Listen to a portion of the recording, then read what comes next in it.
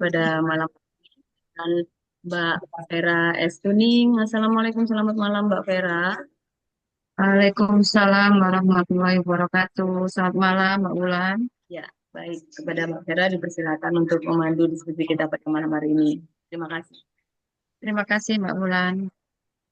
Assalamualaikum warahmatullahi wabarakatuh. Salam sejahtera, shalom, Om Swastiastu, Namo Buddhaya, salam kebajikan, Rahayu, Rahayu, Rahayu.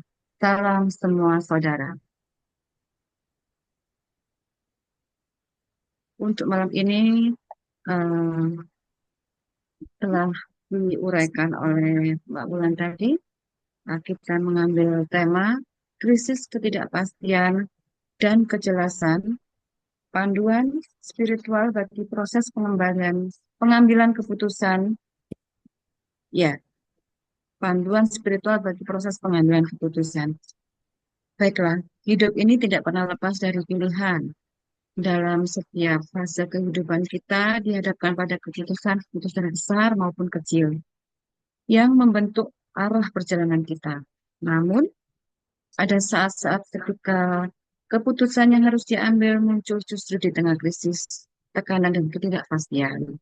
Di saat seperti inilah akal budi seringkali tak cukup dan hati menjadi bimbang. Untuk tema kita pada malam hari ini yaitu krisis, ketidakpastian dan kejelasan, panduan spiritual bagi proses pengambilan keputusan, hadir untuk menuntun kita menelusuri ruang batin, mencari keheningan dalam kegelisahan, dan menemukan arah melalui terang spiritual. Untuk itu telah hadir narasumber kita kali ini dari agama Kristen, yaitu Pendeta Dr. Herdian Trias Moroadi.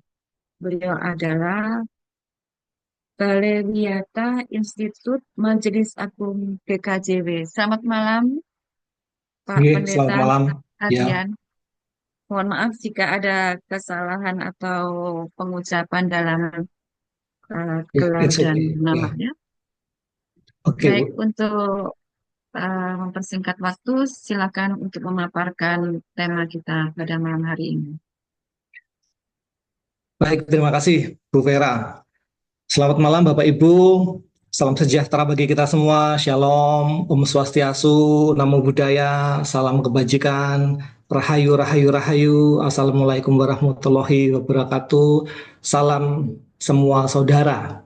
Salam semua Salam saudara. semua saudara. Ya, terima kasih saya boleh hadir dan bergabung dalam komunitas yang saya pikir penting dan menarik ini. Dan izinkan malam ini saya menstimulasi proses dialog kita. Saya akan share screen. Yang pangapunten saya belum sempat menerjemahkan ke dalam bahasa Indonesia karena ini beberapa materi yang sempat dipresentasikan dalam kelas. Oke. Jadi kita akan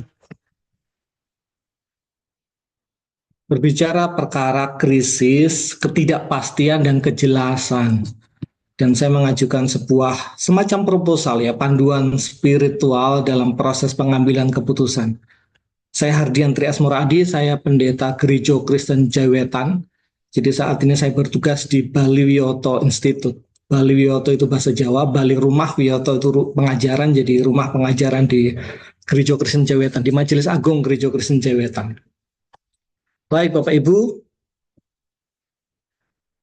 ketika bicara krisis,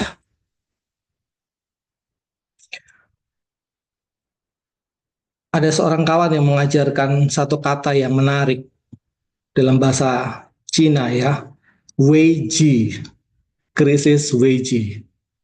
Ada dua huruf, ada dua bagian Wei dan Ji begitu kabarnya, yang berarti danger and crucial moment atau momen krusial.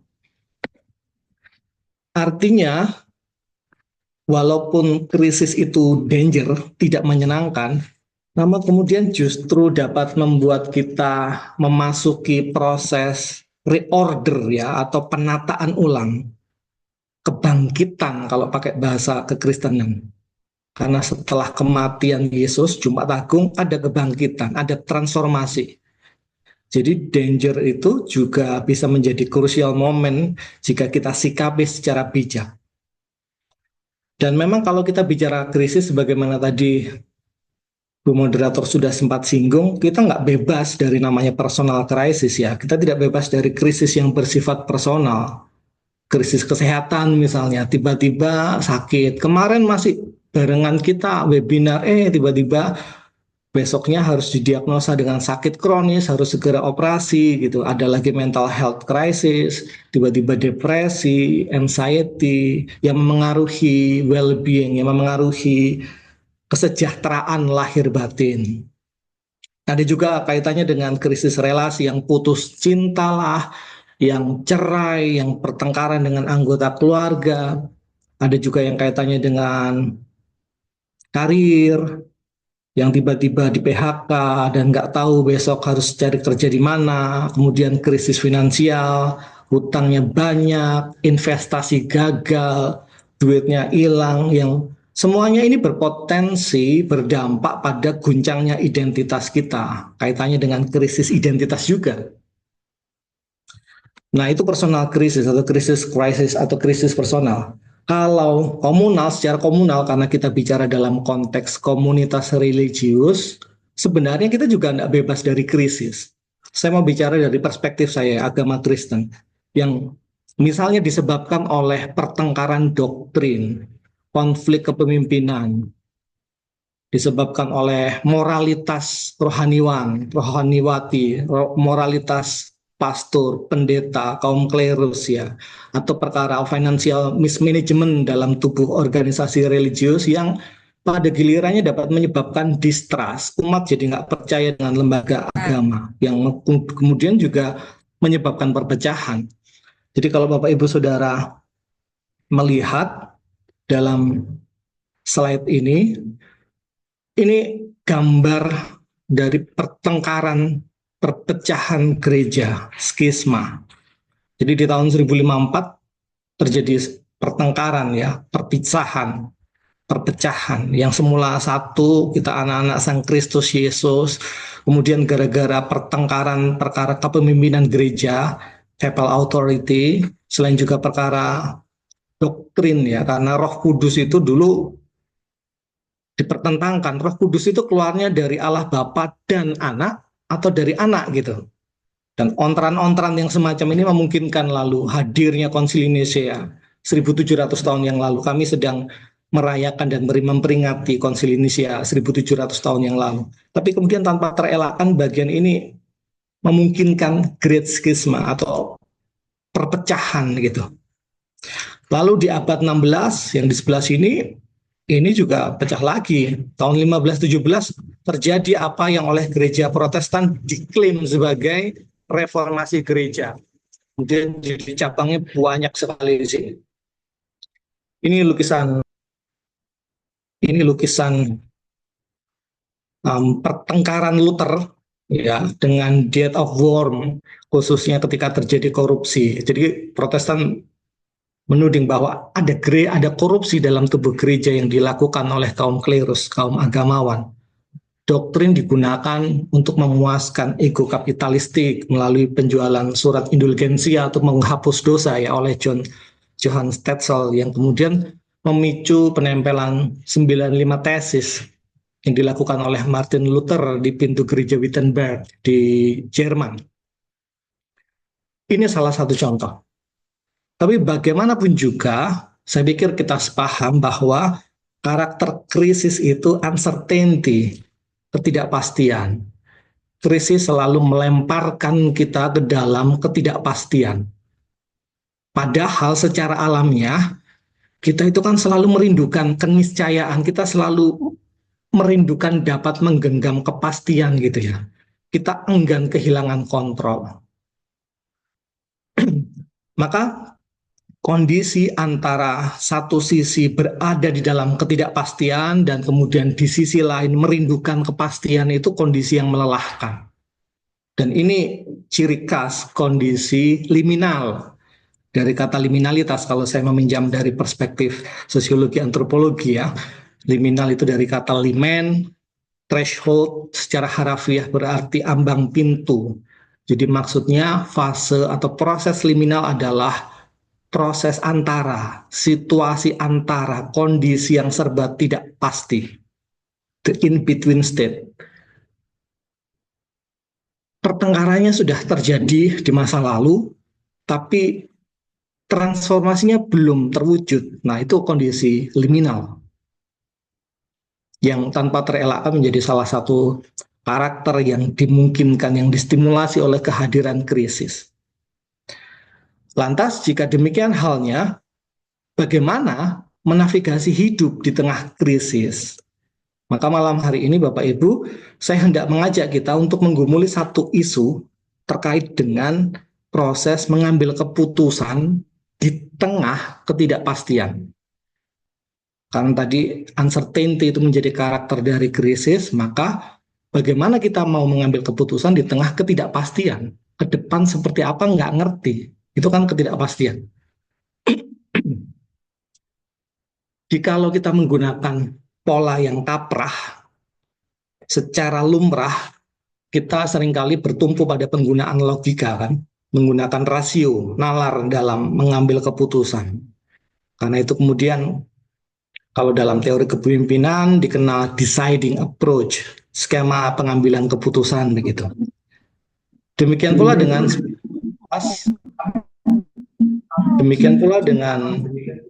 spiritualitas kekristenan klasik. Jadi kalau dalam spiritualitas kekristenan klasik itu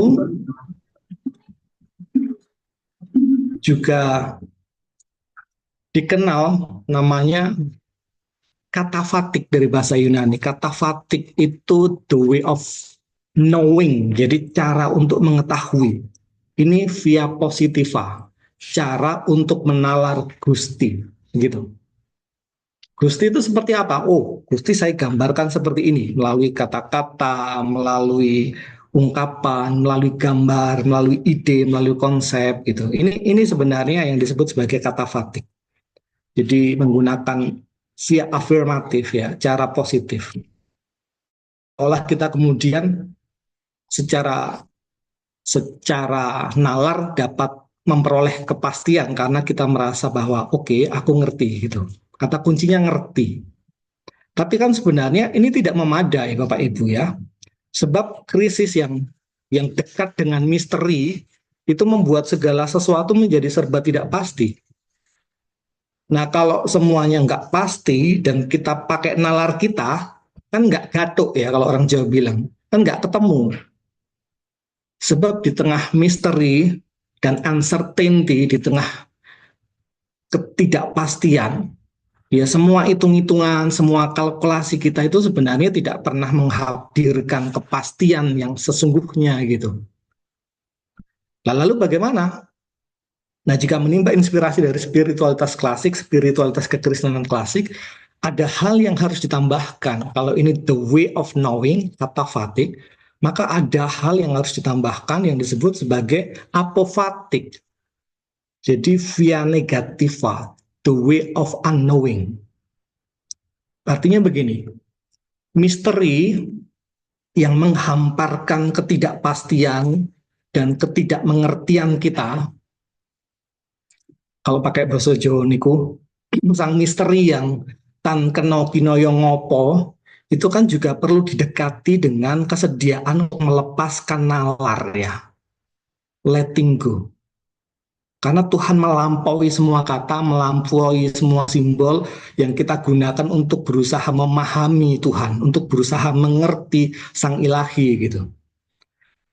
Karena itu kita perlu melepaskan nalar melalui kontemplasi, melalui meditasi, melalui jeda dan doa, melalui silence dalam rangka kemudian mendengarkan secara mendalam suara dan tuntunan sumbering urip gitu ya. Kalau menurut kosakata kekristenan saya, tuntunan Sang Roh Suci yang bersemayam dalam hati.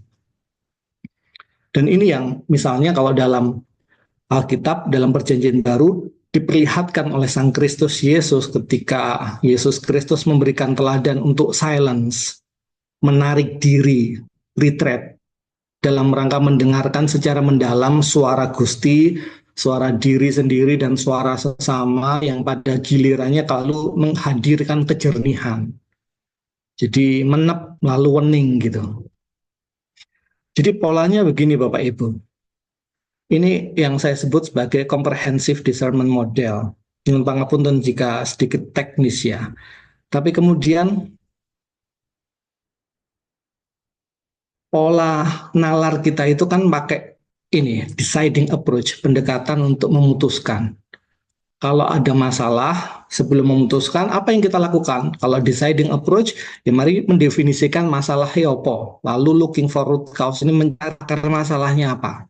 Kemudian kumpulkan datanya, lalu interpretasikan data, tafsirkan data, iki karepe apa, lalu brainstorming alternatifnya apa, opsinya apa, bikin kriteria, dan kemudian dievaluasi alternatifnya, resikonya diukur, assessing risk, keuntungannya diukur, baru setelahnya bikin menyeleksi mana solusi yang optimal gitu. Ini deciding approach yang jamak kita lakukan.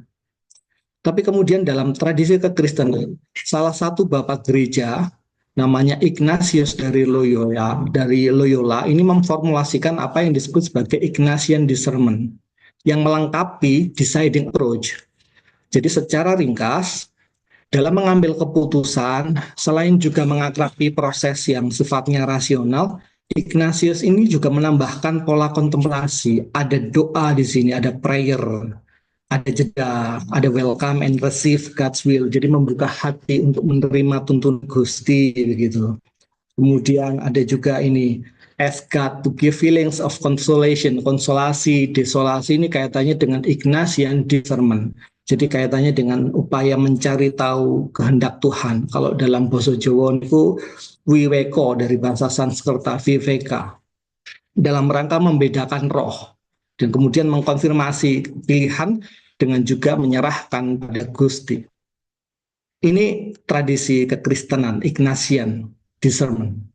Nah, menariknya kawan-kawan yang bergerak di korporasi itu juga mengembangkan namanya theory of view. Saya tidak gambarkan di sini theory of view, tapi kemudian secara ringkas setelah insertion kalau dalam pola social discernment, setelah insertion, setelah mendefinisikan masalah, kemudian terlibat untuk mencari tahu, menganalisa secara sosial, teman-teman yang pakai theory of view itu kemudian masuk ke dalam bagian yang paling bawah. Jadi kalau UU itu kan bagian bawahnya itu silence. Jadi setelah menggunakan nalar, dia akan masuk ke dalam proses silence untuk mendengarkan intuisi. Sebelum buat keputusan penting kaitannya dengan investasi atau kaitannya dengan hal yang bersifat korporasi begitu, hening dulu, dengerin intuisi. Dan menariknya patternnya itu mirip dengan social discernment. Ini pengembangan dari Ignatian discernment. Karena kemudian setelah melakukan analisa sosial, kemudian menggunakan nalar untuk menghitung ini dan itu, social discernment itu masuk ke dalam proses namanya theological reflection. Maaf. Atau refleksi teologi yang sebenarnya semangatnya sama dengan theory of view, silence. Nah, Bapak Ibu yang berbahagia, secara ringkas hal semacam ini layak untuk diimplementasikan. Dan kemudian patut saya tambahkan, mari menggunakan arts melalui apa yang saya sebut sebagai contemplative artistic practice.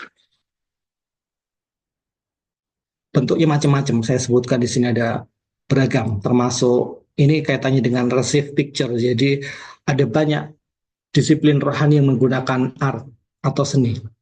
Tapi kemudian ketika ditanya mengapa menggunakan seni, para seniman itu selalu punya ritual, yang itu tadi yang saya sebut sebagai contemplative artistic practice. Itu kalau di Indonesia kan semacam praktek kontemplasi yang artistik begitu. Jadi sebelum mulai berkarya, artis atau pelukis, koreografer, pencipta lagu, writer, performance artis gitu, itu kan selalu melakukan ini ya, kontemplasi sebagai upaya untuk merengkuh sisi nalar tadi dan juga sisi the way of unknowing tadi. Misalnya ini, Kennedy Yanko ini seorang pematung. Dia kerjanya mix media, jadi bikin patung menggunakan bahan-bahan bekas. yang dia lakukan sebelum berkarya adalah dia mendengarkan, ngejak ngomong materialnya, hening sebelum bikin sketsa, sebelum bikin rancangan gitu. Dan ini menarik, karena kemudian ada proses yang disebut sebagai slowing down. Ini kaitannya kalau dengan spiritualitas kan dekat dengan spiritualitas perlambatan. Kalau Bapak Ibu akrab dengan walking meditation, berjalan dengan penuh kesadaran, artis juga punya pola slowing down and taking more time to allow the conceptual aspect to develop as I manipulated and created each word. Jadi ada hal yang sangat spiritual yang mereka lakukan sebelum kemudian berkarya gitu. Itu kalau untuk konteks misalnya Amerika Serikat. Kalau di Indonesia, ya ini salah satu karya Kennedy&Co, dan yang ia sumbangsih yang ia bagikan adalah dia memilih untuk tidak memperalat, karena itu dia mengutapkan shift the way we perceive, dari sekedar menggunakan menjadi kemudian menghayati, menubuh gitu. Dari mengambil kemudian menjadi menerima, dari mengkontrol menjadi mendengarkan, dan kemudian mengakui betapa luar biasanya, betapa sakralnya sang misteri yang hadir melalui inspirasi yang kemudian menubuh melalui karya. Itu Kennedy&Co. Kalau di Indonesia saya mengenal ini ya, Suprapto Suryodarmo almarhum, Joget Amerta. Ini juga sama kan, menggunakan tarian sebagai sarana untuk welcoming and receiving, terbuka untuk menerima dan mendengarkan secara mendalam inspirasi yang bersumber dari sang misteri.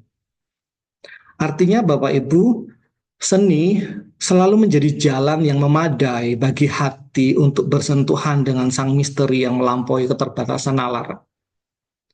Dan saya suka tadi ketika opening ada lagu yang menghantar, karena saya percaya bahwa dalam diskusi interreligius, bahasa yang paling memadai adalah bahasa seni, karena bahasanya evokatif gitu ya, ketimbang deskriptif dan analitis gitu. Maka poinnya adalah Bapak Ibu, ketika kita hendak mengambil keputusan di tengah ketidakpastian yang disebabkan oleh krisis, proposal saya adalah mari melakukan discernment. Discernment itu apa? Discernment itu wiweko, memisahkan, mencari tahu kehendaknya Tuhan. Jadi secara sederhana, ketika aku bikin keputusan, iki sakjane digerakkan oleh Sang Roh Suci, oleh Gusti, atau karep-karepku dewe, keinginanku sendiri, atau jangan-jangan digerakkan oleh si jahat gitu. Nah, discernment, proses discernment, atau kalau di Indonesia akan diskresi ya, walaupun tidak secara tepat dapat secara memadai dapat merengkuh keluasan makna discernment. Tapi kemudian proses discernment ini perlu untuk kita hadirkan, khususnya dalam rangka menyeimbangkan pola kata fatik dan apofatik ya, tadi yang menggunakan nalar dan juga hati melalui kontemplasi, melalui listening, mendengar secara mendalam, discerning, self-learning. Jadi sekadar share, kami di Gereja Kristen Jewetan akhir-akhir ini tengah mengembangkan melalui pusat pengembangan spiritualitas Kori Mengo ya, Kori itu pintu yang terbuka, Mengo itu terbuka. Kami mengembangkan centering prayer. Ini metode kontemplatif Kristen ya, yang melibatkan seni. Khususnya pasca pandemi yang kemudian membuat kita menjadi berdampak. Kita melihat bahwa ada spiritualitas yang harus dihidupi. Dan centering prayer itu basisnya adalah silence, hening. Itu. Kemudian selain discernment Bapak Ibu, mari juga membiasakan ngangsu kawruh kalau dalam bahasa Jawa, bertanya kepada sedulur lain. Ini disiplin yang disebut sebagai spiritual direction kalau di Amerika Serikat, atau spiritual companionship. Kalau companionship itu dari kata Latin cum panis, berbagi roti. Jadi prinsip penting dari spiritual companionship ini sebenarnya saling ngancani kok. Memitran sebenarnya. Kalau kita pakai bahasa yang Jawa gitu ya, ini perkorong golek sedulur yang lalu bertumpu pada kesediaan untuk membuka hati, menerima yang berbeda, lalu melakukan bareng, berjalan bersama, menjadi saluran bagi Allah Tritunggal, saluran katresnannya Allah Tritunggal, tanpa lalu melupakan keharusan untuk secara mandiri ngelakoni gitu. Jadi yang menarik kalau ditanya apa perannya spiritual director, ya spiritual director ini bukan hadir sebagai guru yang menggurui, bukan hadir sebagai sosok yang mengangkatkan beban atau tas punggung kawan yang bertanya, tetapi menjadi semacam bidan bagi jiwa yang membantu lahirnya jiwa-jiwa supaya dapat mengalami pencerahan sebab berjumpa langsung dengan sang sumber kehidupan. Jadi harapannya dengan begitu, dalam proses companionship ini setiap orang beroleh daya untuk secara mandiri dapat mengangkat tasnya harus kita panggul, yang harus kita bawa tas punggung kita harus secara mandiri mengangkat tas sembari kemudian menapaki peziarahan di tengah ketidakpastian hidup. Proses kita adalah ayo melaku bareng gitu. Maka secara ringkas kalau diformulasikan jadinya seperti ini Bapak Ibu, ini proposalnya Comprehensive Discernment Model CDM. Kalau dilihat-lihat ruwet ya ketoknya ya. Iki arep gawe keputusan gawe ngene iki ya suwi gitu kan. Tapi memang kan bikin keputusan itu ndak kayak tuku bakso kan ya. Go duit lalu untuk bakso kan bukan begitu. Ada proses menep, ada proses menang dan tentrem yang harus dilakoni gitu. Ibarat kalau panjenengan dan saya ngunjuk kopi, panjenengan ngunjuk kopi, minum kopi tubruk gitu kan, yo nunggu dhisik toh ben rodok menep, ora langsung diseruput kan begitu. Dengan kata lain, mari menghidupi slowing down spirituality atau spiritualitas perlambatan. Yang tentu yang semacam ini berbeda ya dengan situasi emergensi yang menuntut reaksi cepat Bapak Ibu. Tapi saya percaya jikalau pola CDM yang sirkular ini, yang menyeimbangkan nalar, rasio, dan kontemplasi, silence, jeda, doa, dengan melibatkan seni, itu menjadi bagian dari spiritual disiplin kita, disiplin rohani kita dalam rangka mencari tahu kehendak Tuhan, maka saya percaya bahwa lambat laun spiritual muscle kita ya, atau otot spiritual kita itu akan terlatih untuk memutuskan di tengah konteks emergensi. Oke. Maka Bapak Ibu, dan untuk mengakhiri stimulasi ini, izinkan saya untuk mengundang kita sejenak hening, tapi sebelum kita masuk ke dalam keheningan barang 2 menit, saya akan memutarkan salah satu serat gubahan founding fathers-nya GKJW. Namanya Mbah Paulus Tosari ya.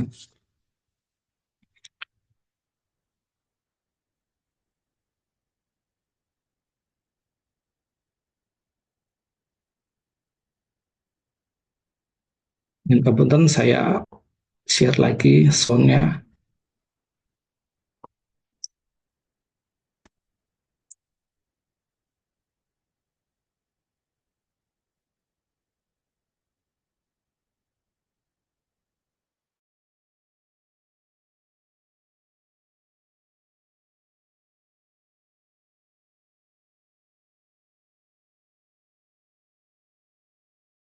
Jadi ini sebenarnya upaya untuk menubuhkan kitab suci melalui tembang, khususnya di tengah konteks orang-orang Mojowarno yang buta huruf saat itu.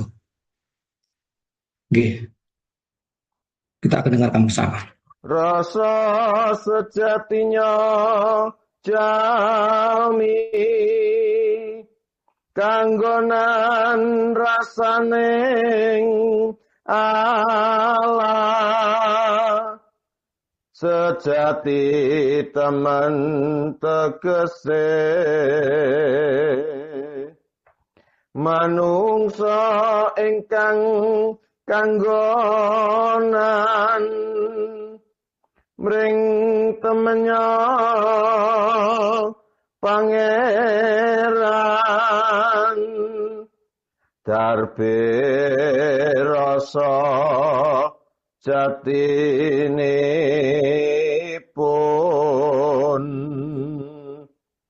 marmo Allah teman piyambak.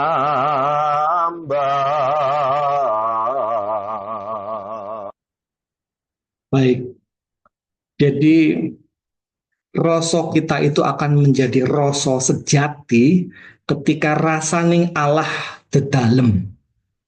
Dan ketika rasaning Allah dedalem, maka pada saat itu kita akan beroleh daya untuk menavigasi ketidakpastian. Sebab ada tuntunan Sang Roh Suci yang mencerahkan langkah perjalanan kita di tengah pesiarahan. Oke, mari Bapak Ibu Saudara kita sejenak hening barang 2 menit dan kiranya Sang hikmat sejati melingkupi setiap kita. Saat hening untuk kita semua.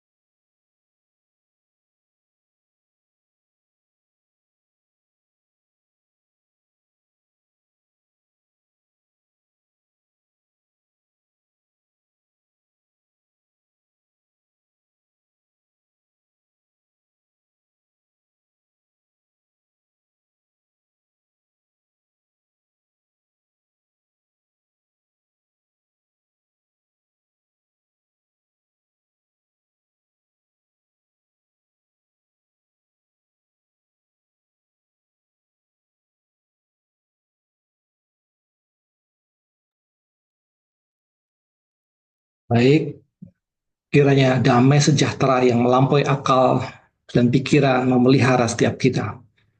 Matur nuwun. Saya kembalikan ke moderator. Baik. Terima kasih, Bapak.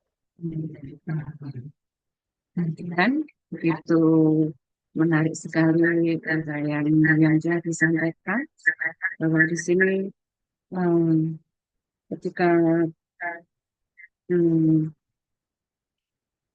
ketika kita mengalami krisis kemudian mengalami ketidakpastian itu menuju proses assessment dan prinsip pentingnya adalah persaudaraan, bersaudara saling membuka hati dan cinta. Peran penting spiritual itu juga adalah membantu lahirnya jiwa. Itu tadi juga ada menarik bahwa seni memegang peranan penting dalam krisis dan ketidakpastian. Nah, seni memiliki kekuatan unik seperti menangkap kedalaman emosi dan makna dari pengalaman spiritual.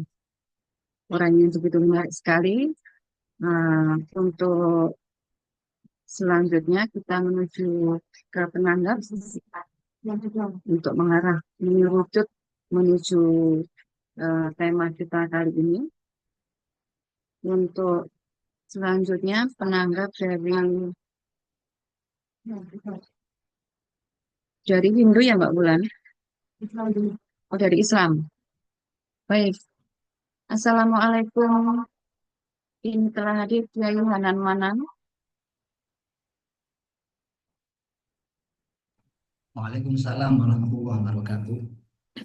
Baik, monggo untuk dipersilakan menanggapi tema kita kali ini dari perspektif agama Islam. Itu silakan Kiai Hanan Manan. Semuanya, salam semua saudara. Salam semua saudara. Ini agak keras suaranya Kiai. Oh iya, kalau segini sebentar-sebentar. Ini masih ada exhaust.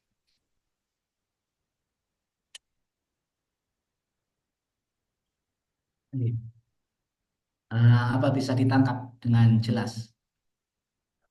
Cek. Lebih keras lagi dikit, Oh iya, kurang keras. saya lebih dekat. Bisa ditangkap dengan jelas? Ya, ya sudah Oh iya, jelas. terima kasih.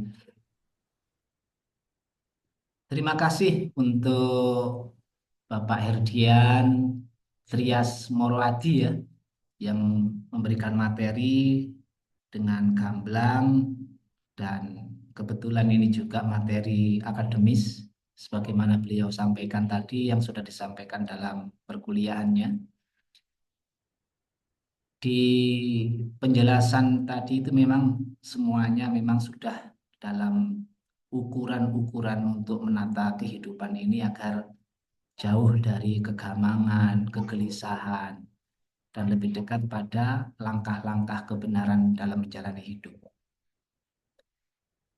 Semua pasti mengakui bahwasannya krisis dalam kehidupan itu pasti pernah hadir. Dari sinilah kehidupan ini memang dipenuhi dengan kronik sejarah, perpecahan, pertumpahan, pertengkaran. Inilah keadaan duniawi. Kehidupan di dunia ini memang tidak lepas dari kacau balau.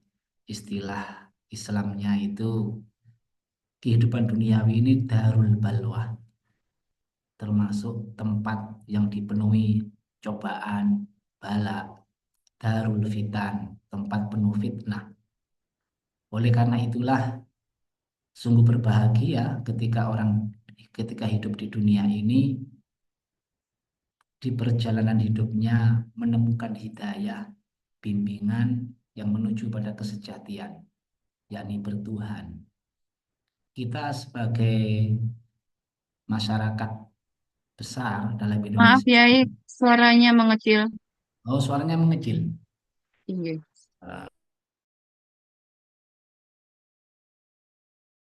Semuanya sudah dipenuhi kesadaran bahwasannya merupakan bangsa yang bertuhan, berketuhanan yang Maha Esa.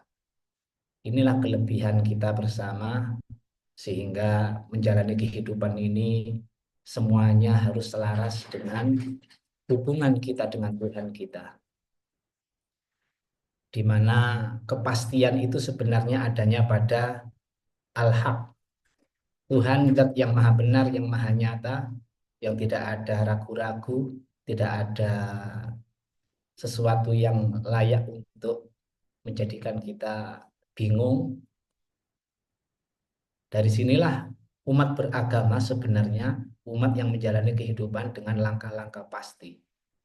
Yang pertama dalam Islam itu memang dikenalkan urusan niat dalam menjalani kehidupan. Istilahnya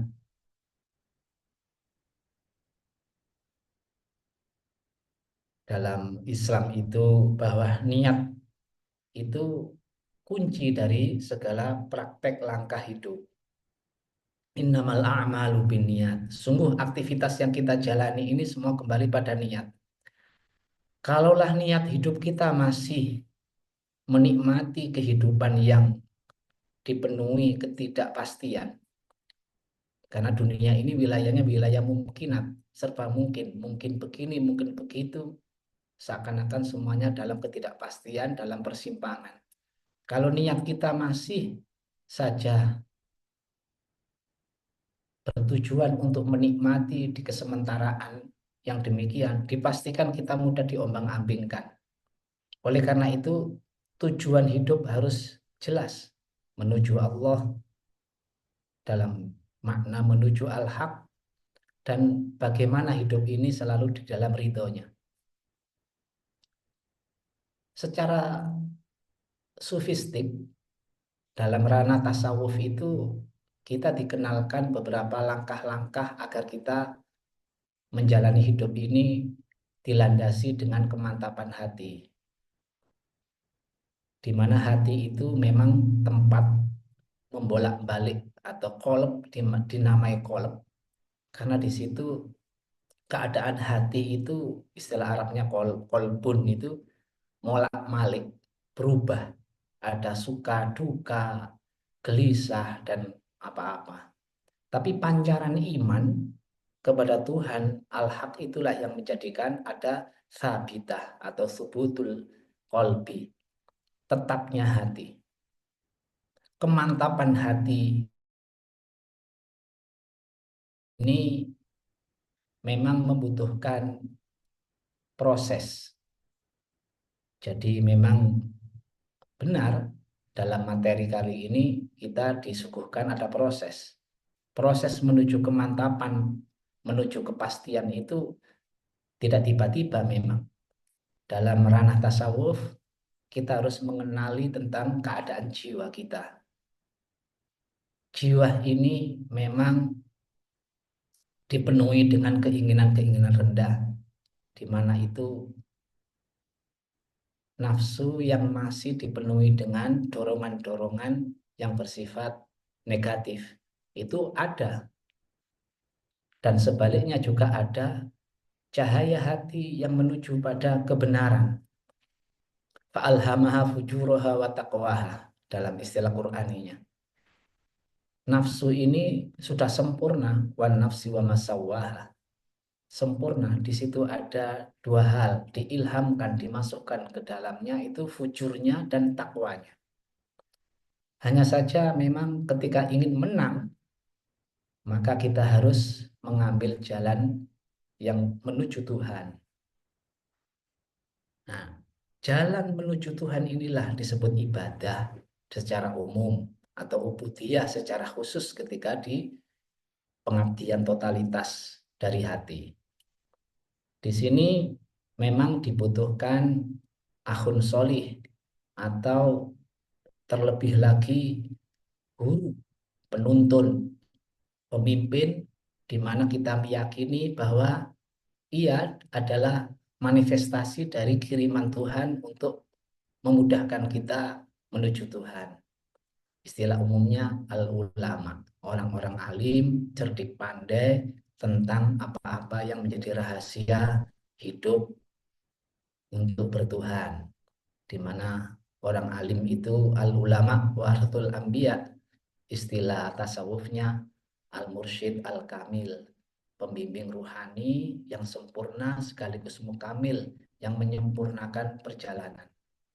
Begitu pula dari sinilah kita harus memantapkan dak ma yaribuk ila ma la yuribuk, tinggalkan yang ragu-ragu menuju yang tiada keraguan sama sekali.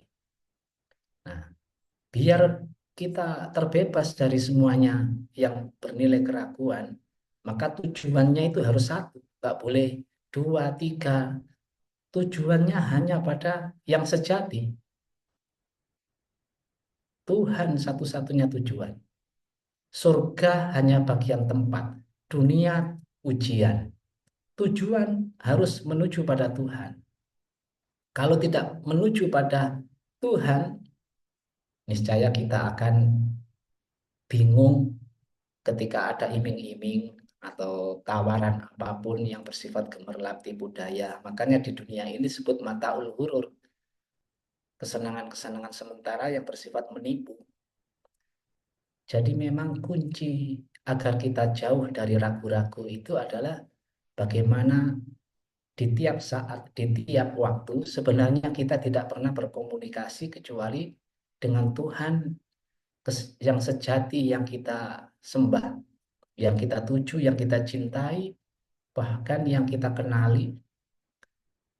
Dan untuk menuju ini ada pendidikan-pendidikan, fase-fase. Pertama biasanya kita dikenalkan makna taubat, kembali pada maksud tujuan hidup yang hakiki. Adalah bagaimana kita menjadi insan paripurna, manusia yang betul-betul manusia dalam makna sesungguhnya, yang sempurna di dalam menghadirkan nilai-nilai ketuhanan. Dan di sini nanti dipastikan banyak informasi-informasi yang harus kita dapatkan yang bernilai suci, yang bernilai ajaran suci. Yang ini jauh dari kepentingan-kepentingan sementara. Harus bernilai imateri, bernilai keimanan murni. Jadi menjalani hidup dengan iman dan takwa itulah kunci. Karena tanpa ketakwaan tentu kita semuanya nggak punya rasa takut apapun dalam makna yang negatif. Apapun kita raih, kita dapatkan yang pada akhirnya melahirkan kekecewaan. Tapi ketika punya ketakwaan yang hakiki, hanya hak kotu-koti, hanya kepada Tuhan, maka kita akan mendapatkan transfer nilai-nilai mana yang penting bagi kita, mana yang tidak penting, mana yang utama, mana yang harus. Jadi kita mampu mendahulukan hal-hal yang itu bernilai ketuhanan dan mengutamakan yang bersifat abadi, akhirat. Istilah Buya Asofa itu dahulukan urusan Allah, utamakan urusan akhirat ketika hidup di dunia ini. Kalaulah kita sudah bisa demikian, dipastikan dunia ini akan mengganggu. Nah, disinilah kepentingan-kepentingan sesaat yang melahirkan gelisah. Istilahnya kalau saya istilahkan itu hantu-hantu pikiran saja yang menghantui kita, bukan yang sebenarnya. Ketika kita bertuhan, tidak berhantu, maka pikiran kita akan jejak, jejak laku nih, aman dari khotir-khotir yang bersifat kepentingan pribadi ataupun yang bersifat syaitoni, kesetanan, kehewanan, lebih dekat dengan suara-suara cahaya dari malaikat-malaikat di mana itu mengajak kita untuk lebih dekat kepada Tuhan. Yang seperti inilah baru orang akan mendapatkan ilmu billah. Diawali dari kasyaf, istilah tasawufnya. Kasyaf itu bersifat intuitif, tersingkapnya dari hijab, hijab yang gaib. Karena apa? Maksud tujuan hidup kita sudah jelas. Tidak ingin mudah terganggu oleh tipu daya. Ya, kita sadar kita hidup di dunia. Apa-apa diciptakan Tuhan untuk kita. Sehingga kitalah sebagai pemimpin untuk mengelola keadaan dunia ini. Tapi kita punya kesadaran yang lebih. Bahwa kita sendiri diciptakan untuk Tuhan. Sehingga apapun keadaan dunia ini selama membawa manfaat lebih dekat kepada Tuhan, tidak jadi soal. Kekayaan materi atau apapun selama menjadikan kita lebih dekat kepada Tuhan, itu tidak akan mengganggu. Sebaliknya, kemiskinan ketika itu menjadikan gangguan untuk mendekat kepada Tuhan, malah menjadi kufur, tidak percaya pada Tuhan, itu juga berbahaya. Sehingga sangat wajar Nabi Muhammad SAW sebagai pemimpin agung umat Islam menyampaikan kadal fakru ayyakuna kufro. Hampir-hampir kefakiran ketika itu bernilai materi itu menjadikan kita kufur, jauh dari kemantapan berhubungan dengan Tuhan ketika rasa takwa belum hadir. Sebaliknya, memang yang umum terjadi, kekayaan itulah yang paling mengganggu ketika kita belum mampu menilai cahaya-cahaya di balik manfaat maslahah dari suatu kekayaan bersifat materi.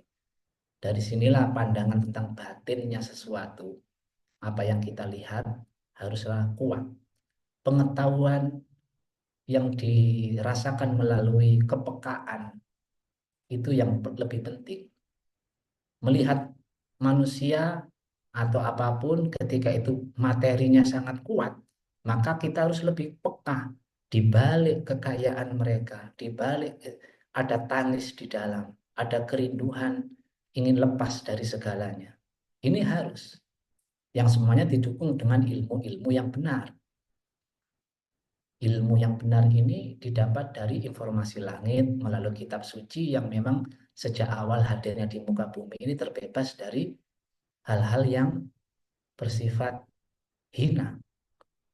Harus banyak. Jadi sangat wajar umat beragama itu sangat akrab dengan firman-firman Tuhan dengan dawuh-dawuh, ungkapan-ungkapan dari para pemuka-pemuka agamanya. Karena demi meraih kesucian, menangkap suara-suara suci yang murni, yang jauh dari kepentingan-kepentingan sesaat. Begitu pula semangat tekad spiritual hidupnya harus tinggi. Sehingga menghadapi kehidupan ini menikmati yang bernilai baik, yang mentradisi, yang dari generasi ke generasi, dari waktu ke waktu itu membawa manfaat besar, hubungan kita dengan sesama, yang mengarah pada hubungan indah kita dengan Tuhan, itu dilestarikan dengan baik. Kalau demikian bisa kita lakukan tiap saat, dipastikan akan menjadi orang yang sangat dicintai oleh Tuhan, karena dalam hatinya dipastikan semua itu dijalankan atas nama cinta. Ketika itulah nanti ia akan menjadi firman, istilah umum, atau menjadi as-sufi atau waliullah, kekasih Allah.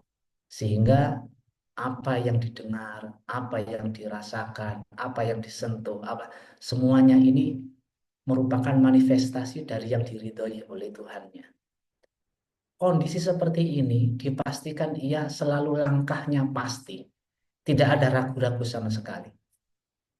Tidak ada was-was. Karena al-waswas minasyaiton. Was-was itu datangnya dari setan. Di mana itu memang yulqihal qalba abdin atau qalbal insan, dimasukkan ke dalam hati seorang manusia itu memang agar mengalami keraguan dalam upaya untuk mendekatkan atau menjalani agama ini dengan baik. Menjauhkan kita dari agama. Orang-orang yang sudah terbebas dari keraguan, kemantapan hidup jalan, ketika meniti jalan Tuhan, maka inilah ketika mengambil keputusan dipastikan bijak bestari. Nah, tugas hidup kita agar tidak pernah kecewa, jauh dari sedih, jauh dari rasa bingung. Sebenarnya tiap saat bagaimana kita selalu merasa di hadapan Tuhan, dan Tuhan menginginkan apa, kita harus menjadi bagaimana di tengah makhluk yang lain, di tengah ciptaan-ciptaan yang lain, tentu bagaimana kita merawat, memelihara dengan segalanya tanpa berbuat kerusakan. Disinilah ragam perbedaan apapun sebenarnya modal besar bagi kita untuk lebih kenal apa yang dimaui oleh Tuhan kita. Di mana manusia bertuhan itu memang jiwanya berketuhanan. Dan cinta kasih yang bersifat universal pasti ia sangat menikmati dalam hidup ini. Semuanya serba pasti. Karena di dalam ranah hidupnya ini tidak ada lagi yang bernilai negatif. Semuanya atas nama Tuhan, di mana Tuhan memiliki sifat dengan berbagai sifatnya yang serba sempurna. Jadi selain itu juga ia dipastikan memiliki pandangan jangkauan yang sangat jauh dalam menatap apapun. Mata hatinya tajam. Mana yang tipuan, mana yang asli, itu tampak betul. Sehingga ketika mengambil keputusan apapun, karena tidak ada intrik, tidak ada kepentingan-kepentingan apapun, selain demi bagaimana tegaknya apa yang dimaui Tuhan ini, dia enjoy. Orang-orang demikian dalam langkahnya akan menjadi penguat. Jadi kita selalu dihadirkan sosok-sosok agung dari pelaku-pelaku agama, itu contoh konkret bahwa kehidupan orang-orang yang tidak pernah diganggu oleh keraguan apapun. Walaupun secara lahiriah, mohon maaf, terkadang mereka tampak kehidupannya biasa-biasa saja, bahkan seakan-akan, tanda kutip ini, dipenuhi kenestapaan, kemalangan, seakan-akan, bahkan berkalang nyawa. Tapi saya yakin dengan seyakin-yakinnya hatinya tenang, hatinya bahagia, tidak ada ragu sama sekali ketika mengambil keputusan. Sebagaimana para antropolog yang hadir, istilahnya para wali-wali yang dikirim kemanapun oleh Tuhannya untuk menerangi dimanapun, walaupun kehidupannya sangat penuh kesederhanaan ketika memang hadir di tempat-tempat yang jauh dari kehidupan modern, atau banyak kekacauan modernitas yang bersifat negatif, ia akan menjadi penerang, tetap teguh keyakinannya, sehingga untuk mengenalkan kebenaran yang hakiki itu betul-betul bernilai yang sangat baik. Di sini saya ingin memberikan sedikit ungkapan yang diamini oleh Buya Asofa, barangkali bisa jadikan bersama. Saya bacakan sebentar karena ini tulisan beliau langsung. Banyaknya penderitaan yang kita rasakan sebenarnya bukan berasal dari kenyataan yang sedang kita hadapi. Akan tetapi dari kekhawatiran dan ketakutan berlebihan yang kita hayalkan sendiri. Pikiran memiliki kekuatan besar dalam menciptakan berbagai ilusi kekhawatiran dan ketakutan yang belum tentu terjadi di kenyataan. Dan kita seringkali terjebak di dalamnya.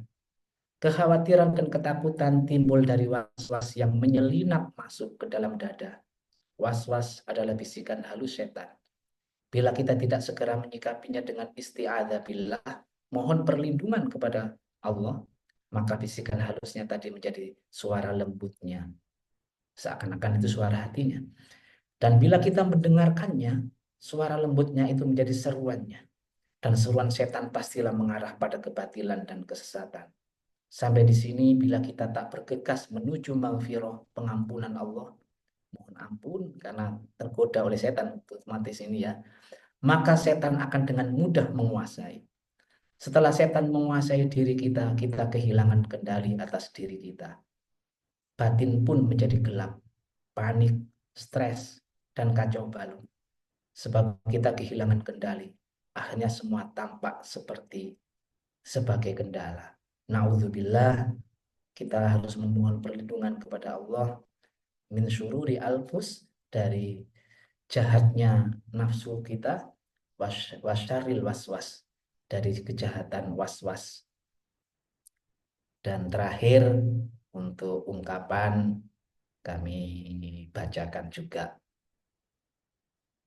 ungkapan beliau dalam nada indah sebelum kita ini untuk menikmati kontemplasi kita semua.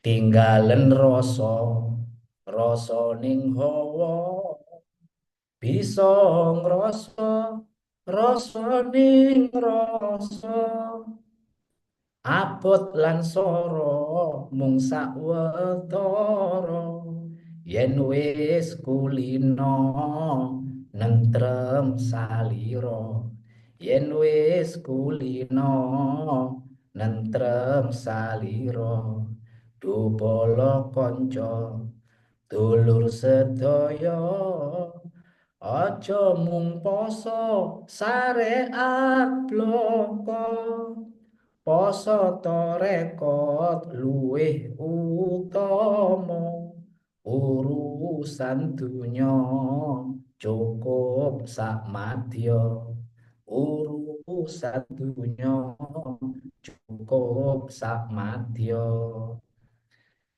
Dua bait syair terakhir ini kami bacakan biar kita kembali pada ruhani kita, spiritualitas kita, di mana itulah yang lebih utama untuk membimbing perjalanan hidup ini.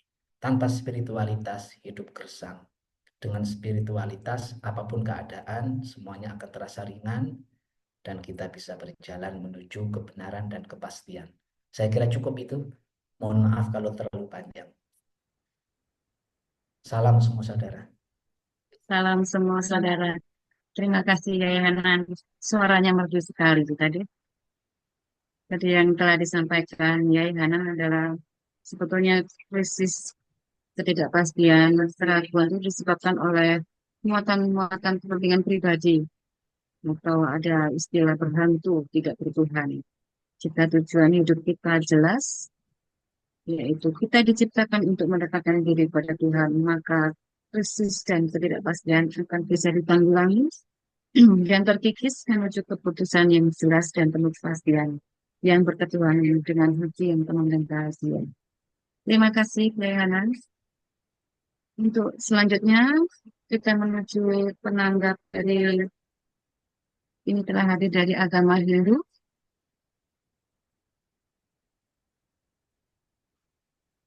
Dari agama Hindu dengan Bapak Dr. Ida Bagus, KJPA. Selamat malam, Pak Bayangkara. Selamat malam, salam semua saudara. Salam semua saudara. Saya Baik, terpukau, dipersilahkan ya, untuk memberi tanggapan dari perspektif agama Hindu. saya terpukau mendengarkan uraian Pak Kiai tadi, sangat memberikan pencerahan. Eh, Selamat malam Pak Pendeta. Halo, suara saya kedengaran ya? Sangat Oke, jelas, Prof. jelas. Oke. Selamat malam Pak Pendeta atas pencerahannya pada malam ini. Kita mulai dari bahwa ketidakpastian adalah sebuah kenyataan. Memang hidup ini penuh dengan ketidakpastian. Dan dengan adanya ketidakpastian itulah kehidupan ini menjadi bergerak.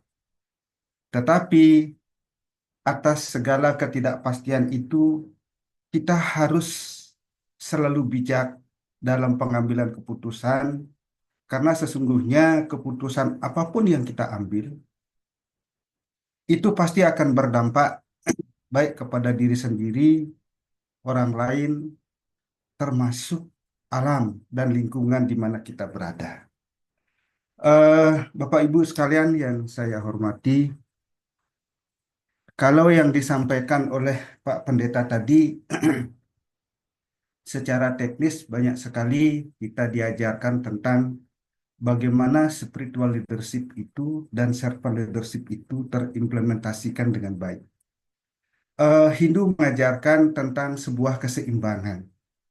Maka dalam ajaran Hindu kita mengenal yang namanya Trihita Karana, bahwa kebahagiaan itu akan diperoleh atau tercapai apabila kita bisa menyeimbangkan hubungan kita secara vertikal dan horizontal. Hubungan vertikal ke atas adalah hubungan bagaimana manusia mengharmoniskan dan menyeimbangkan hubungannya dengan Sang Maha Pencipta. Seperti yang ditampaikan tadi oleh Pak Kiai bahwa Sang Pencipta adalah sumber dari segalanya. Maka semua kebahagiaan kita sesungguhnya bermuara di sana. Akan tetapi secara material, bahwa kehidupan ini membutuhkan interaksi. Karena melalui interaksi itulah kebutuhan-kebutuhan kita akan terpenuhi. Maka secara horizontal, hubungan manusia dengan sesama manusia itu harus berjalan juga secara seimbang. Dan berjalan dengan saling memberikan manfaat. Keputusan apapun yang akan kita ambil, jika keputusan itu merugikan salah satu pihak, kalaupun itu terjadi, mungkin itu tidak akan memberikan kenyamanan dan tidak memberikan kebahagiaan. Kalau rasa kita menjadi peka, kalau empati kita menjadi hidup, maka pada saat keputusan yang kita ambil merugikan pihak lain, itu pasti akan menimbulkan luka di dalam hati. Menimbulkan ada kekurangan yang harus kita lengkapi kemudian. Dan yang ketiga, hubungan manusia dengan alam. Hidup ini disediakan semuanya oleh alam. Maka kita harus berterima kasih kepada alam, karena alam menyediakan sumber-sumber kehidupan. Diajarkanlah kepada kita kemudian untuk menjadi bijak, bersahabat dengan alam. Nah, itulah yang diajarkan dalam ajaran Trihita Karana. Kalau kemudian kita mau ngambil sebuah gambar, kita bisa belajar dari swastika. Gambar swastika itu menempatkan manusia di titik tengah swastika. Maka kalau kita melihat sebuah keputusan apapun yang kita ambil, manusia adalah pengambil keputusan dan manusia harus mampu berada di titik tengah swastika. Maka kalau kita berada di titik tengah swastika itu, apapun keputusan yang kita ambil, secara vertikal ke atas dia menjadi seimbang, secara horizontal juga menjadi seimbang, demikian juga secara vertikal ke bawah. Kebahagiaan adalah sumber dari pencapaian tujuan. Maka dalam ajaran Hindu itu diajarkan bahwa tujuan hidup ini adalah untuk mencapai kebahagiaan dan pembebasan.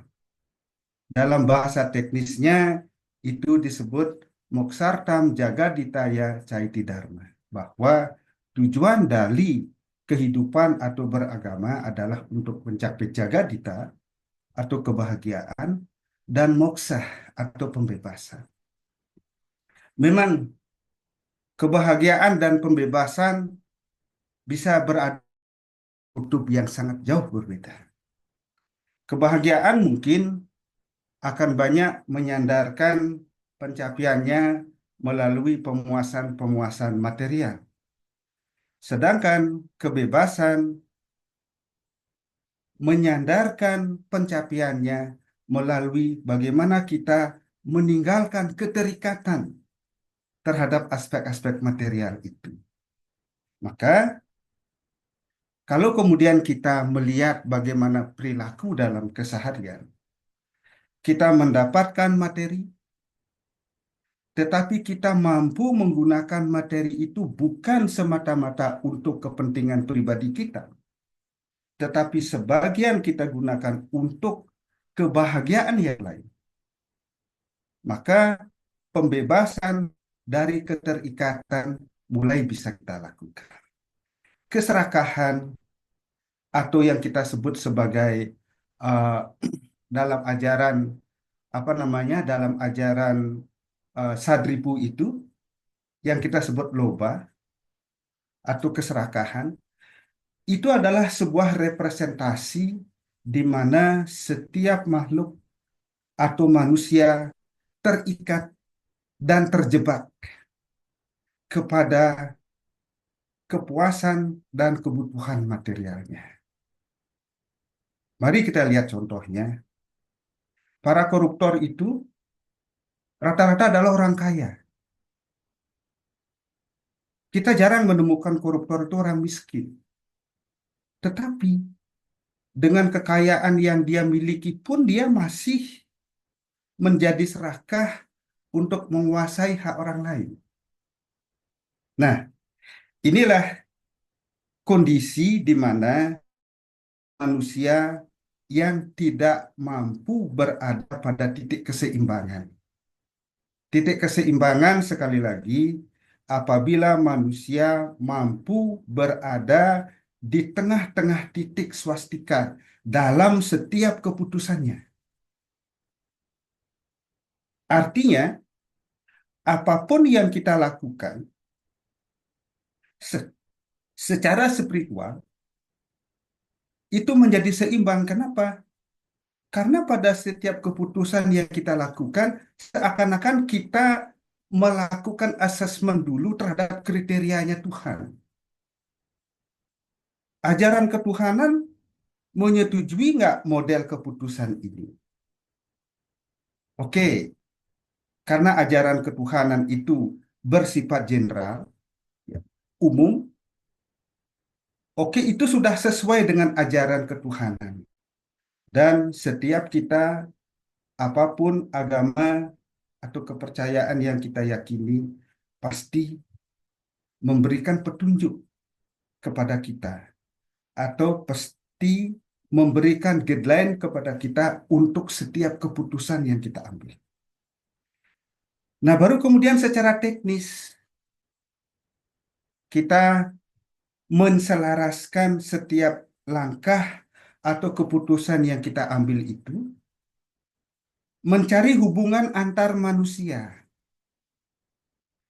Hubungan antar manusia dalam ajaran Hindu sangat banyak diajarkan mulai dari Waisudewa Kutumbakam bahwa kita adalah bersaudara.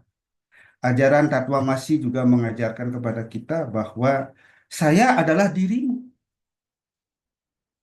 Karena dalam diri saya ada zat yang sama dengan yang ada dalam dirimu. Tuhan ada dalam setiap diri ciptaannya.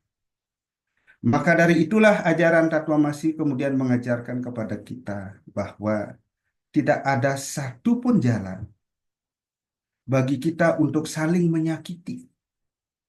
Karena sesungguhnya yang ada dalam diri kita sama dengan yang ada dalam setiap ciptaan. Badan ini sajalah yang menjadikan wajah-wajah itu berbeda. Tetapi sesungguhnya zat yang ada dalam diri kita berasal dari sumber yang sama. Itulah Tuhan. Tuhan dalam bentuk yang mikro ada dalam diri setiap manusia. Maka satu pun pikiran, perkataan, dan perbuatan yang menyakiti orang lain, sesungguhnya itu adalah ketidakselarasan hubungan kita dengan Tuhan. Pengingkaran atas anugerah Tuhan yang sudah diberikan kepada kita dalam sebuah kehidupan, lengkap dengan aspek-aspek pemuasan kebutuhannya. Nah, maka dengan demikian, ajaran Tatwamasi ini kemudian mengajarkan kepada kita, apapun yang kita lakukan adalah untuk saling memberikan manfaat satu dengan yang lain. Itu hubungan horizontal.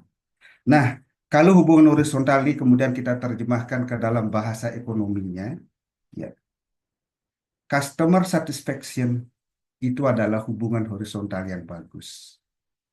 Pada saat kita tidak puas, kita tidak akan pernah berhubungan lagi. Maka menjadi pelayan untuk memuaskan yang lain, itu adalah konsep bisnis pada saat ini. Maka pendekatan manajemen modern lebih menekankan kepada pendekatan proses, bagaimana proses memuaskan pelanggan itu dilakukan agar tercapai manfaat yang bisa dinikmati. Karena pada saat pelanggan tidak puas, kita tidak akan mendapatkan apa-apa.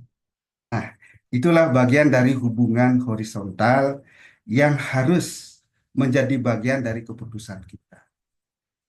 Hubungan yang ketiga adalah hubungan vertikal ke bawah. Tuhan telah menciptakan alam untuk kita. Alam telah menyediakan sumber-sumber kehidupan untuk kita. Kita ditugaskan untuk memanfaatkan dan memeliharanya. Maka dari itu, ajaran itu juga tegas mengajarkan kepada kita bagaimana seharusnya kita bersahabat dengan lingkungan. Mari manfaatkan alam dengan sebaik-baiknya, tetapi jangan sampai membinasakan keberadaan.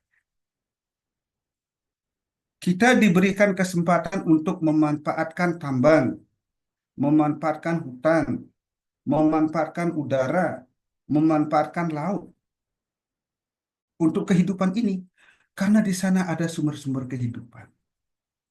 Tetapi, mari juga kita melestarikan keberadaannya. Maka dalam prakteknya sekarang, dalam setiap pemanfaatan hutan harus diikuti dengan reboisasinya. Dalam setiap pemanfaatan tambang harus diikuti dengan reklamasinya. Mari kita menjaga laut supaya tidak menjadi bencana. Mari kita menjaga udara kita agar tidak menjadi pencemaran yang sangat tinggi. Nah, itulah tugas kita. Dan isu yang sekarang berkembang, isu lingkungan itu kan menjadi isu seluruh dunia. Sesungguhnya ajaran Hindu sudah mengajarkan banyak tentang lingkungan. Kalau saya masuk ke dalam yang agak teknis ya, dalam ajaran itu tuh ada tumpak namanya. Dalam setiap wuku, ya, itu ada namanya tumpak. Tumpak itu hadirnya setiap 35 hari sekali. Ada tumpak kandang, kalau bapak-bapak, ibu-ibu pernah mendengar, atau tumpak warige. Kalau tumpak warige itu berkaitan dengan tumbuh-tumbuhan. Bagaimana kita berterima kasih kepada Tuhan, bersyukur kepada Tuhan melalui menghaturkan persembahan kepada beliau atas tumbuh-tumbuhan yang sudah kita nikmati.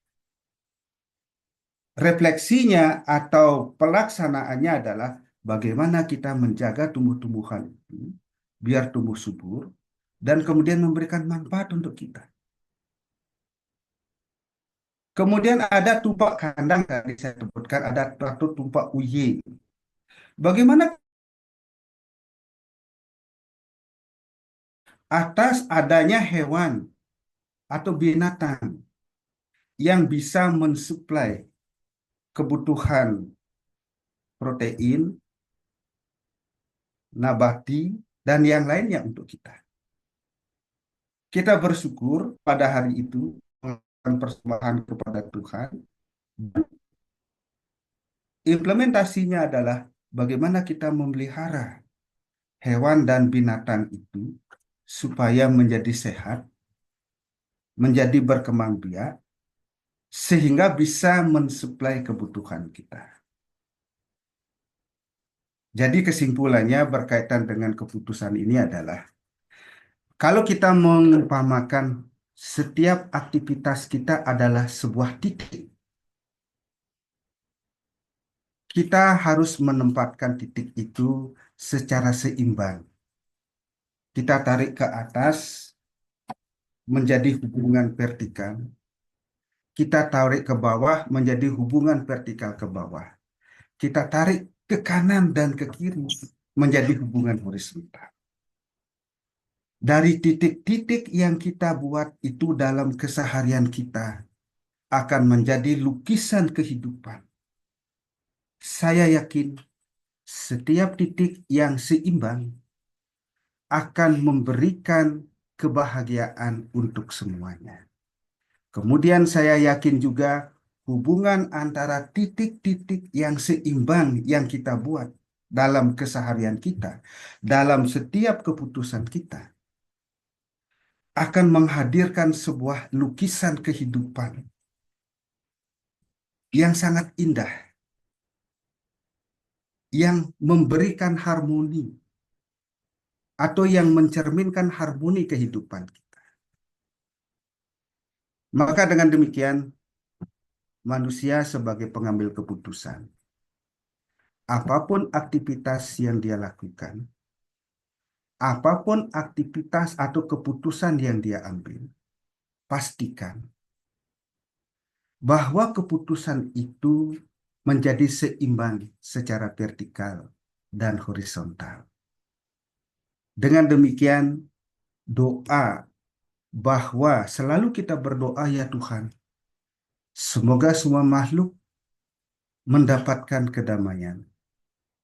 Semua makhluk mendapatkan kebahagiaan. Semua makhluk saling memahami satu dengan yang lain.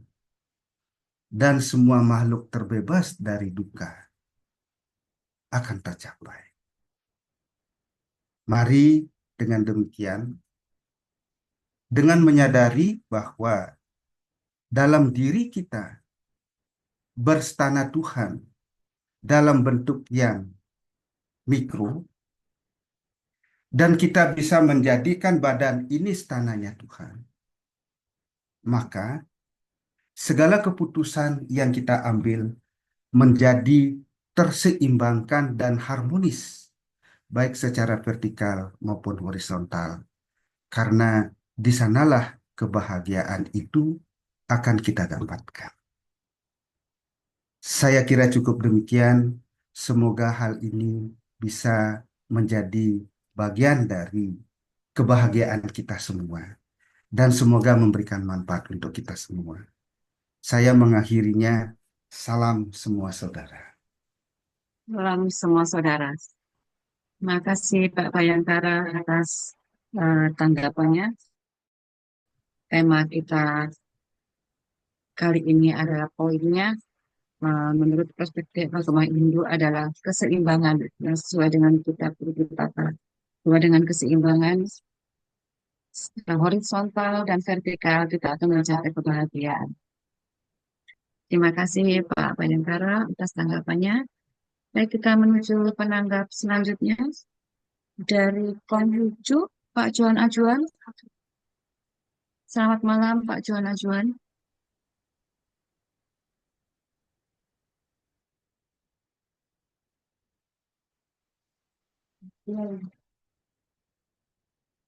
Atau Pak Junarko. Sudah. Jika tidak nanti Maaf, ini oh, Mbak Vera, ya ya, ada ya tadi. selamat malam Pak Johan Ajuan. Malam, malam Mbak Vera, Bapak Ibu semuanya. Silakan untuk mengatakan Assalamualaikum, tanggapan. Swastiastu, ya salam kebajikan. Saya ingin menambahkan sedikit. Topik hari ini sangat menarik tentang krisis, ya, karena waktunya juga tidak hanya sedikit saya tambahkan dalam pemahaman agama Konghucu bahwa kehidupan ini netral, alam ini juga netral, hanya kita sebagai manusia itu memberi label. Labelnya itu kalau situasi atau keadaannya menguntungkan kita atau memihak pada kita, maka kita katakan itu adalah keberuntungan. Tetapi apabila situasinya itu tidak memihak kepada kita, maka atau merugikan kita, maka kita katakan itu sebagai krisis ataupun sial.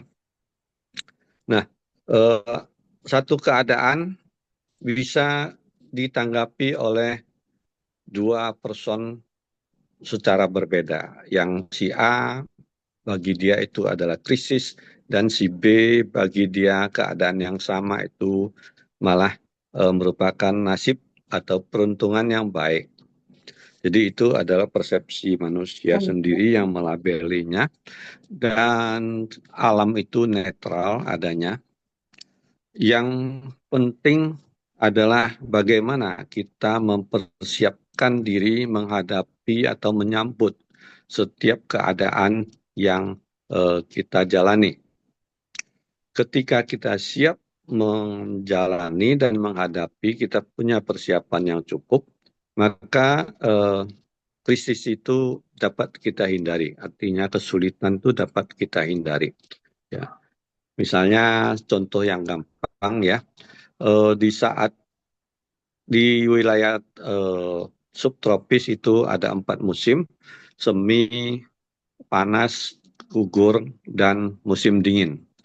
Nah, pada saat musim dingin bagi orang yang berada di subtropis itu, mereka itu tidak dapat menanam atau berproduksi apa-apa karena cuacanya sangat dingin. Nah, bagi orang yang tidak ada persiapan makanan, tidak ada persiapan pakaian dingin, maka itu merupakan satu krisis. Nah, orang yang bijaksana, orang yang sudah paham tentang perbedaan iklim dan musim itu, jauh sebelum datangnya musim dingin, mereka sudah mempersiapkan cadangan makanan dan pakaian tebal. Maka ketika musim dingin itu datang, mereka dapat melaluinya dengan nyaman. yaitu eh, sudut pandang tentang krisis tersebut. Kemudian ada hal bahwa krisis itu ada yang datang dari karena faktor alam, ada karena akibat perbuatan manusia sendiri, tetapi di luar diri kita, tetapi ada juga yang karena faktor diri kita sendiri. Nah, sebetulnya yang paling memegang kunci itu dalam mengatasi krisis adalah faktor diri kita sendiri. Nah, ketika diri kita sendiri mempersiapkan segala sesuatu dengan baik, maka faktor-faktor luar maupun faktor alam itu bisa kita siasati dan kita hindari. Oleh sebab itu, eh, agama Konghucu mengajarkan kita agar hidup itu berdamai dengan alam, kemudian kita setiap saat membina diri dalam keadaan biasa ataupun keadaan menghadapi kesulitan ataupun krisis itu jangan pernah keluar daripada jalur kebenaran. Karena ketika kita keluar dari jalur kebenaran, kita melanggar kebenaran, maka kita itu akan terjerumus ke kondisi yang semakin dalam dan semakin jauh daripada jalan yang diridhoi atau diberkahi oleh Tuhan. Di dalam pengertian agama Konghucu bahwa krisis maupun bukan itu ibarat siang dan malam. Jadi dia itu tidak akan selamanya siang dan tidak akan selamanya malam. Masing-masing punya periodisasinya, punya jadwalnya. Jadi ketika pagi hari kita harus melakukan kegiatan-kegiatan yang berguna dan sesuai dengan kondisi di mana cuaca keadaan pagi hari tersebut. Nah, ketika malam hari maka langit sudah gelap dan kita sudah harus istirahat, maka bukan saatnya lagi kita melakukan kegiatan-kegiatan fisik yang seharusnya kita selesaikan di siang hari itu. Jadi pembagian tersebut harus kita sadari dan kita maklumi. Maka ketika kita berada di dalam keadaan gelap, keadaan susah, keadaan krisis, itu diibaratkan sebagai kita sedang berada pada malam hari. Nah, kita harus bersabar, kemudian tenang, jangan mengambil langkah-langkah atau keputusan yang memang tidak tepat, ya, harus bijaksana, karena dalam hitungan beberapa jam kemudian matahari akan terbit kembali. Jadi kegelapan itu tidak selalu berlangsung lama. Di saat tertentu dia akan kembali terbit matahari. Ya, seperti yang Ibu Kartini katakan, habis gelap terbitlah terang. Itu adalah kalimat yang sangat bijaksana. Jadi kata kuncinya adalah bahwa dalam keadaan apapun kita tetap harus bertahan di dalam kebenaran, karena kebenaran itu merupakan apa yang diberkati atau diridhoi oleh Tuhan Yang Maha Kuasa. Dengan kita tetap berada di dalam kebenaran, maka krisis itu dapat kita lalui dengan baik. Jadi seperti itu sih tambahan dari kami. Terima kasih Ibu Vera dan narasumber dari Kristen dan juga dari Islam, dan tadi Pak Manan ya, dan dari Pak dari Hindu. Ya, Semuanya sangat memberikan pencerahan kepada kita. Terima kasih. Salam. Salam semua saudara. Terima kasih Pak Juan yang telah memberikan tanggapan dari perspektif agama Konghucu bahwa kehidupan itu dan alam itu sebetulnya netral, tergantung persepsi manusia saja. Ah, yang penting manusia itu dalam menghadapi suatu permasalahan tidak keluar dari jalur kebenaran, karena di dalam jalur kebenaran itu terdapat berkat dan ridho Tuhan. Terima kasih Pak Juan atas tanggapannya. Baik, langkah selanjutnya telah hadir dari agama Buddha, Bante Tejapno. Selamat malam, Bante. Sugeng Dalu, selamat malam. Sugeng Dalu, selamat Hari Raya Waisak, Bante. Matur nuwun. Lama Gimana? tidak berjumpa, Oh, nembe pulang membuat baru rindu. keliling-keliling Indonesia. Oh, saya kira keliling Eropa. Iya. Bagaimana? Monggo, Oh ya. monggo untuk Baik, memberikan terima kasih tanggapannya. untuk waktu yang telah diberikan. Salam semua saudara. Salam Pancasila, merdeka. Salam semua saudara merdeka. Terima kasih untuk penyampaian materi yang luar biasa dari berbagai macam tokoh agama yang saya hormati semuanya. Dan tentunya menjadi tokoh itu akan kata-katanya akan selalu didengarkan oleh umat-umatnya. Perilakunya akan menjadi toladan bagi pengikut-pengikutnya. Maka kita di posisi seperti itu harus hati-hati. Karena kalau kita tidak hati-hati, menyampaikan kata-kata yang tidak baik, perilaku yang tidak benar, akan ditiru, dicontoh banyak orang. Kalau benar akan membawa manfaat yang besar, tapi kalau hal yang keliru tentu akan menimbulkan krisis yang tidak kita inginkan. Dan yang tadi disampaikan itu adalah buah pikir dari semua yang saya yakin dari apa yang telah dibaca, didengar, semuanya akhirnya bisa menyampaikan dengan apik tentang pengetahuan bagaimana solusi dari semua permasalahan yang dihadapi. Dan sebelum saya menyampaikan lebih lanjut, saya ngambil sebuah syair dari Dhammapada, bagian kecil dari kitab suci yang Dhammapada, bahwa pikiran adalah pemimpin, pikiran adalah pelopor, pikiran adalah pembentuk. Apabila tutur kata, perilaku kita dibentuk oleh pikiran-pikiran yang buruk, maka penderitaan akan mengikuti kita.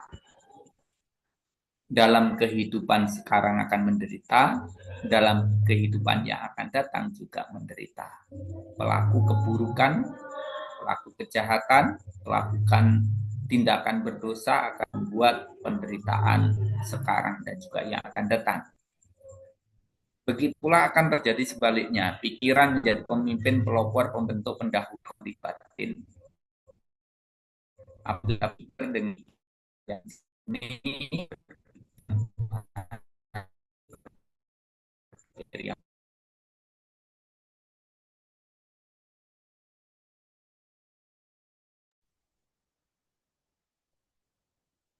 Bante, kok terputus ini?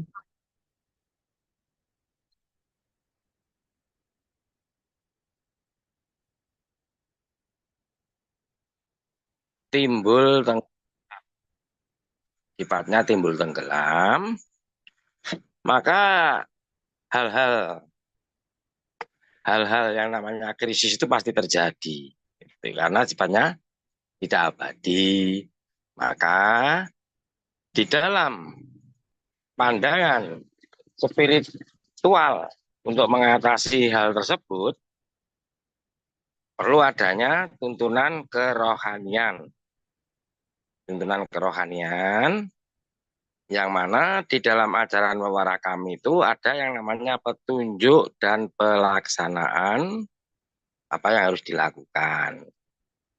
Di sini yang perlu kami garis bawahi di dalam ajaran muamalah kami untuk menghadapi situasi krisis dunia ini memang tepat sekali apa yang telah disampaikan oleh para rohaniawan tadi, bahwa munculnya itu dari diri kita. Dari diri kita, yang artinya dalam bahasa Jawanya itu memiliki rasa wasumelang atau khawatir. Nah, wasumelang atau khawatir, maka yang perlu kita lakukan adalah satu, kita harus memiliki yang disebut apa? Beciknya iman atau baiknya iman.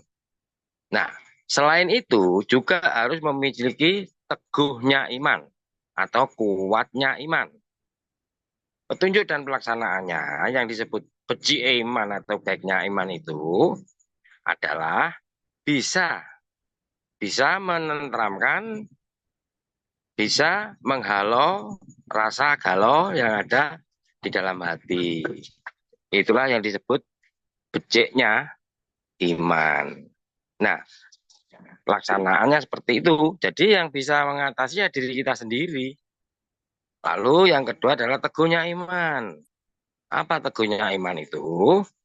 Bahwa teguhnya iman itu kita mengacu pada sifat-sifat yang dimiliki oleh Tuhan atau Gusti Allah dalam bahasa kami. Sifat-sifat yang seperti apa? Maha murah dan maha pengasih. Apa artinya? Maha murah. Semua apa yang menjadi kebutuhan titahnya atau umatnya itu disediakan. Jadi tidak usah perlu khawatir. Nah, di situ Maha pengasih itu sangat mengasihi umatnya atau titahnya, selalu memberi pertolongan. Mungkin di dalam bahasa-bahasa yang sering saya dengar itu, habluminanas, habluminawo atau apa itu, ya hubungan horizontal apa vertikal tumbuh, aku gak paham itu bahasa-bahasa angel kan gugu. Yang saya tahu itu adalah kita harus selalu menebar kebaikan dan kebajikan kepada sesama umat. Disitulah kita akan menerima hal yang sama karena kita yakin bahwa mungkin hanya sedikit aja yang bisa saya sampaikan. Terima kasih untuk semuanya. Salam sejahtera, salam semua saudara. Terima kasih. Salam semua saudara. Terima kasih Pak Jaluri. Baik Ibu tadi Bante Teja kayaknya sudah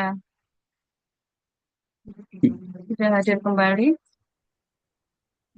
Ya Bante Mohon itu maaf, tadi saya keputus. langsung terlempar. Ya terlempar ini tadi. Sini. Silakan Bante. Iya, ya. Garis besarnya sih bagus sih. Semuanya bagus, semuanya yang disampaikan tadi baik-baik semua ya. Tinggal bagaimana kita itu menerapkan dalam kehidupan kita sehari-hari. Memang hidup ini tidak pasti, tapi ada yang pasti juga memang. Hidup ini tidak pasti, tapi kematian itu adalah hal yang pasti. Pasti datang dalam kehidupan kita semua, tanpa terkecuali. Begitu kita lahir, kelahiran kita sudah disertai dengan kematian. Sehingga kapanpun bisa terjadi pada diri kita. Nah, di dalam Buddhis itu mengenal tentang hukum karma juga. Hukum tabur tuai, hukum sebab dan akibat, di mana ada sebab menimbulkan akibat, dan di mana ada akibat pasti diawali dari sebab. Perbuatan yang dilakukan melalui pikiran, ucapan, perilaku, ini namanya perbuatan. Dan ada perbuatan baik, ada perbuatan buruk, yang semuanya menimbulkan akibatnya masing-masing. Kalau perbuatan baik melalui pikiran, ucapan, perilaku kita, maka akan membuat siapapun yang melakukan hidup bahagia sekarang dan juga yang akan datang. Tetapi dikala kita memiliki pikiran, ucapan, perilaku yang buruk atau perbuatan buruk, maka ia akan menderita dalam kehidupan sekarang ataupun yang akan datang. Nah, ini hukum sebab dan akibat hukum tabur tuai. Ya, memang kadang-kadang kita memiliki pandangan yang sedikit berbeda, bahwa kadang orang beranggapan perbuatan kita tidak menimbulkan akibat. Padahal apapun yang kita pikirkan, yang kita ucapkan, yang kita lakukan, itu selalu menimbulkan sebab dan akibat. Begitu. Nah, kalau ada orang yang mengalami kesusahan, kesulitan, penderitaan, begitu, orang selalu berpikir bahwa itu adalah sebagai ujian atau cobaan, padahal itu adalah buah atau akibat dari perbuatan buruk yang dilakukan. Kalau ada orang mengalami kebahagiaan, hidupnya tentram, damai, bahagia, sejahtera, begitu, orang mengatakan itu mendapatkan berkah, padahal itu adalah buah dari kebajikan yang dilakukan. Dan kita tentunya sepakat sebenarnya, di dalam setiap ajaran agama, tidak ada ajaran agama atau tokoh agama atau pendiri agama yang mengajarkan umatnya untuk melakukan keburukan dan melarang umatnya untuk berbuat kebaikan. Tidak ada. Yang ada adalah melarang umatnya untuk berbuat buruk dan menganjurkan umatnya untuk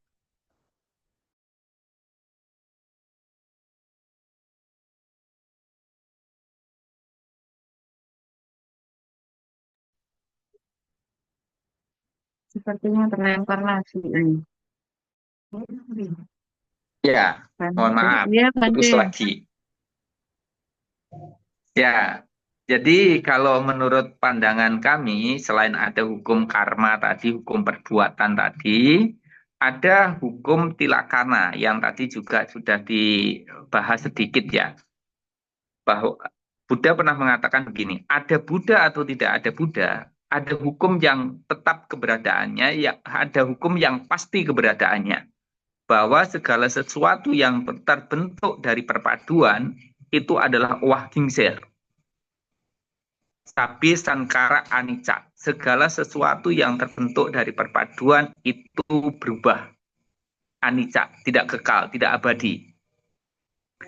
Nah, kemudian selain sabi sankara anicca, sabi sankara dukkha, sabi dhamma anatta. Segala sesuatu yang terbentuk dari perpaduan selain tidak kekal itu menimbulkan ketidakpuasan, menimbulkan duka, menimbulkan penderitaan. Dan yang terakhir,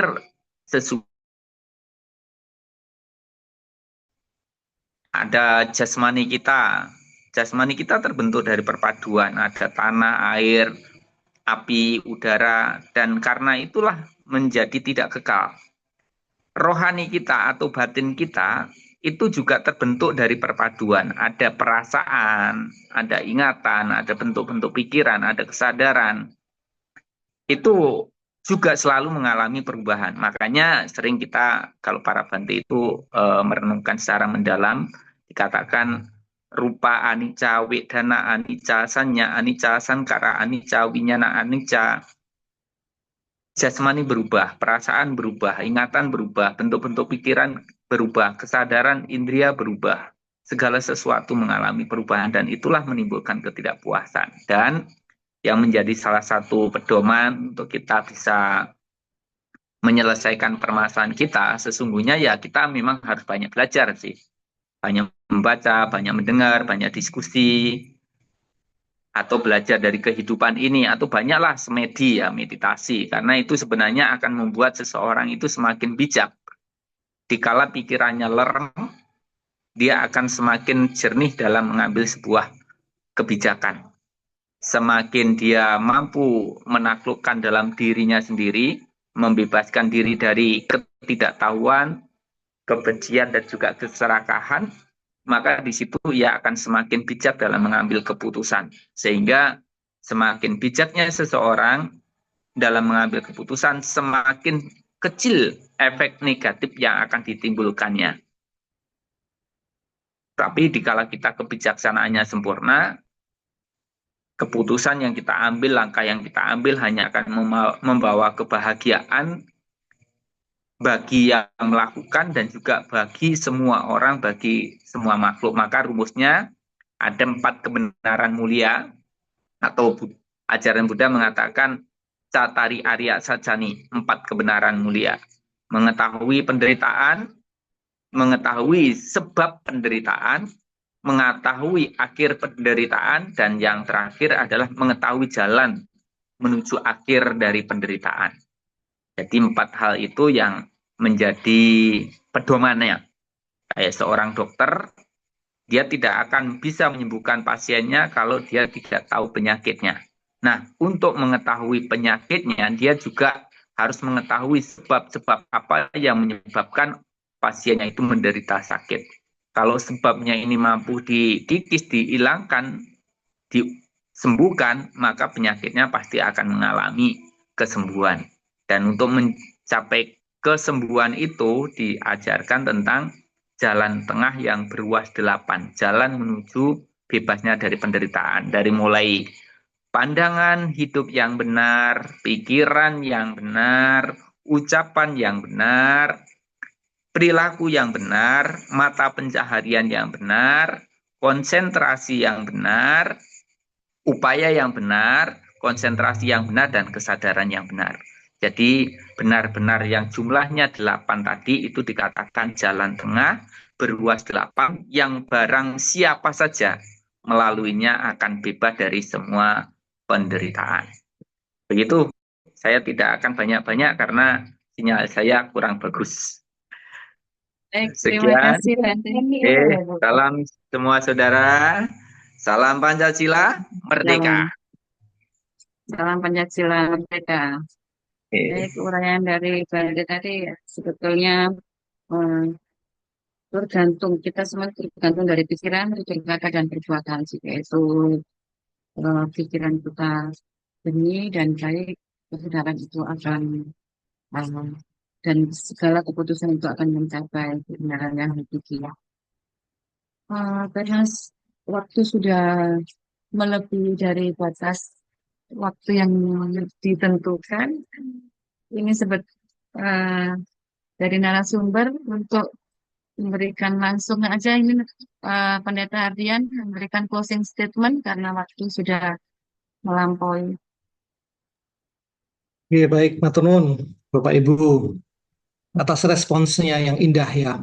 Dan yang pasti di tengah ketidakpastian, mari kita semakin bergantung pada kepastian sejati, sumbering kepastian dalam Gusti.